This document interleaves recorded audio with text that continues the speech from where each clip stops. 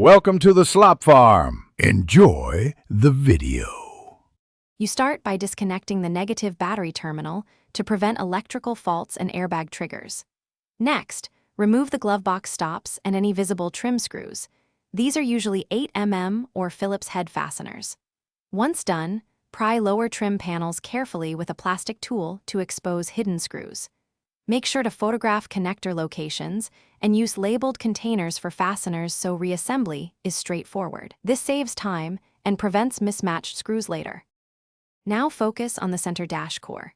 Remove HVAC control face and radio by unbolting their mounting brackets. Screws are often tucked behind the trim you already removed. Once unbolted, carefully pull the unit forward just enough to access electrical connectors.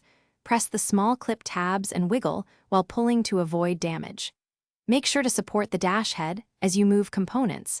The dash is held by hidden clips and bolts that require steady, even force to release without cracking the plastic. For the final removal, take out any remaining top bolts and lift the dashboard evenly from both sides while an assistant steadies the other end.